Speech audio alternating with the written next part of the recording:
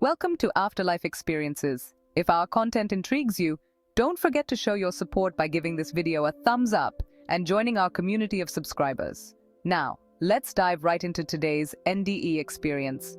I had been through other strange experiences before, but this was my first true brush with something profound and beyond myself. Years ago, when I was younger, I fainted while getting blood drawn. In that brief blackout, I felt as if I'd been plunged into a terrifying, hellish void. I was alone, scared and utterly confused, caught in a darkness so intense that it felt thicker than night itself. I didn't understand what was happening and felt overwhelmed by a primal fear.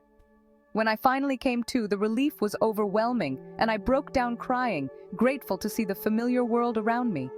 I kept that memory locked away, too frightened to tell anyone. Now, over a decade later, I faced another unexpected blackout, this time after witnessing something violent and distressing. That same kind of fear washed over me, but now it was more subdued, almost as if part of me had grown used to handling such terror. Despite the darkness closing in, I felt a small spark of control, as if I could keep my fear from consuming me entirely. As my consciousness faded, I sensed a profound shift. I wasn't just still, but moving at an unimaginable speed. It was faster than light, with a sensation of rushing through a boundless tunnel.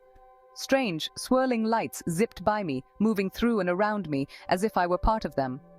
This was no ordinary space, and soon I felt a strange familiarity with this boundless realm. Gradually, I understood that I was more than just a passenger in this strange place. I was part of it, woven into the very fabric of everything around me. Identity, space, and time faded as I merged with this boundless everythingness. I felt myself calming, trying to reassure myself that whatever was happening didn't have to be frightening or threatening. The words we use here, I, myself, time, space, could hardly capture the experience. In this state, none of those things seemed to apply, but they were the only language I had to describe what was happening. Then, a warm, gentle glow began to fill this strange void. It wasn't coming from any particular direction. Instead, it radiated within and around me, merging with me and everything else. I felt no separation, no barriers. It was as if I was dissolving into the universe itself. In this state, I experienced a deep unity, feeling as though I was both everything and nothing. It was a profound sensation of endless existence, one without borders or distinctions. Time was irrelevant, as was my sense of self. I became the universe, an undying part of the infinite whole. In that moment, I wasn't just alive in my body, I was alive as part of everything everywhere. As I surrendered to this growing glow, I began to feel all of my earthly experiences from birth to whatever future awaited me. It was a strange fusion of memory and emotion, a sensory overload of everything I'd ever felt and all the emotions that others around me had ever felt too. It was as if I was reliving every single moment of my life, every high and low, but all at once. Past and future didn't seem separate. They unfolded as one continuous present. These life moments were woven into this everythingness, shared and inseparable from the whole.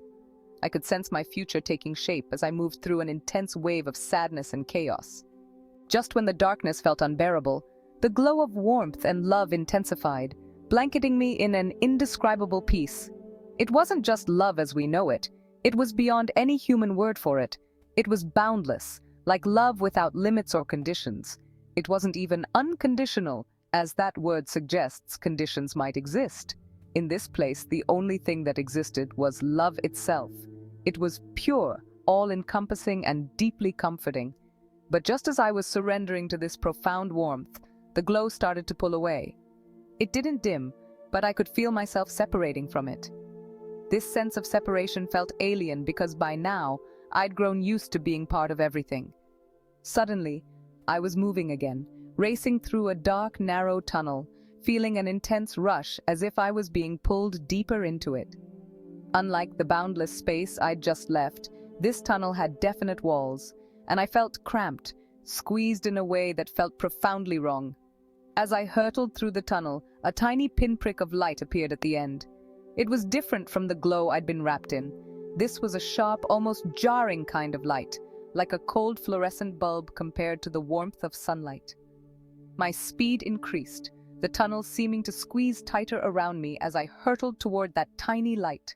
The closer I got, the more I wanted to escape, to stay in the world I'd just left. Yet I had no control, and the light loomed larger as I was drawn toward it. Gradually, I realized that this pinhole of light was tied to time itself. The more I focused, the more I recognized it as a specific point.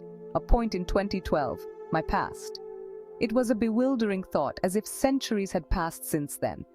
I resisted with all my might, trying to slow down, but I couldn't stop the inevitable pull back toward that moment. As I got closer, the pressure intensified, and I felt as if I were being stuffed into an impossibly small space. My senses dulled, and it felt as if a mask was being forced over my head, shutting off countless channels of awareness until only 5 remained, the 5 physical senses we're all used to. It was like slipping into a worn-out jacket, strange and unfamiliar. Colors, shapes, walls, windows, these things returned to my perception, though at first they were just abstract, meaningless forms. Slowly, familiar memories returned. Red was red, blue was blue. Walls were walls, and the buildings outside were buildings.